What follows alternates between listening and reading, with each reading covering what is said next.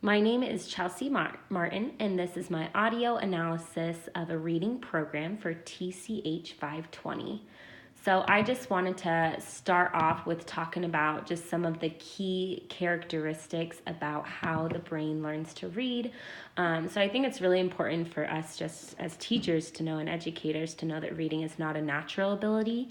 I feel like oftentimes we think of things as coming easily to students, and where reading does come more easily to students is just not this natural gift that students have. So it's something that they're going to have to work at. Whereas like eating, students know how to eat. That is something that they just learn and they're naturally able to do that. Reading is not one of those things. And the reason why it's not is because no specific area of the brain actually specializes in reading. So I think that's another important thing for us as educators to know and be aware of, is I think a lot of times we pinpoint, oh, the student is not excelling because they're a female and females don't do well with visual tests, or the same thing with males, whereas like reading, there's no specific area of the brain that specializes in it. So it's important for us to know that it is the hardest task that we actually are asking the brain to undertake, especially for our young kiddos. So with reading, there are actually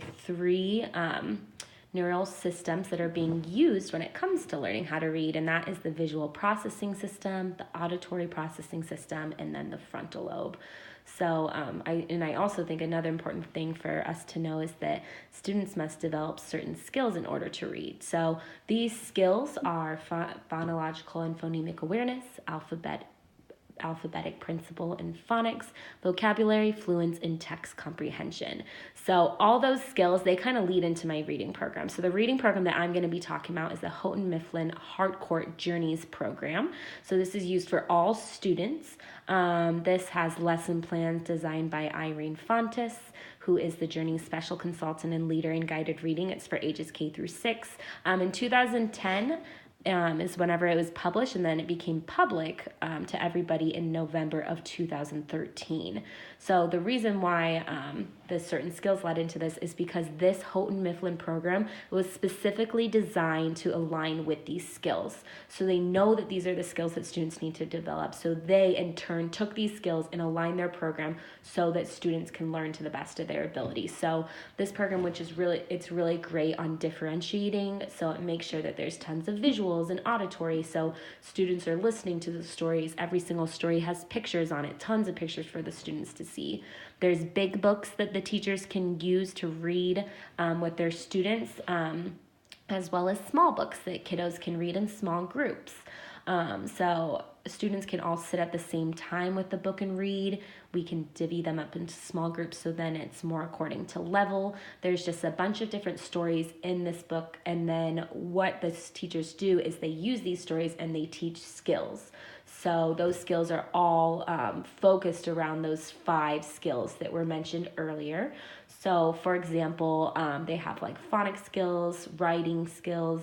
One example is that, let's say that they are specifically talking about comprehension, and they're talking about in the story characters and maybe the setting. What they're going to do is, one of the examples for an assignment that the students could have is that students could be asked to design their own character or design their own setting after specifically reading the setting and character of the story. So it's really highlighting those skills. So all these things are embedded together. So like I mentioned earlier, lots of pictures for visual learners. There's vocabulary. Generally what happens is that on Monday they'll go over a little vocabulary lesson to teach the students. Comprehension skills. There's even special paper provided so that teachers can highlight, and the kids even can highlight different areas of the text. So this program is really awesome. I'm super familiar with it and have taught lessons according to this program.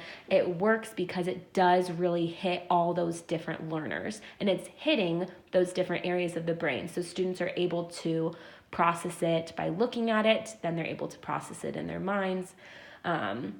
And so I just think that this was really interesting after learning about the brain and learning about the skills that students needed. And it was so cool that we are utilizing this program that specifically aligns with those skills. So super thankful to be at a school that does this. And I just think it's a really great program.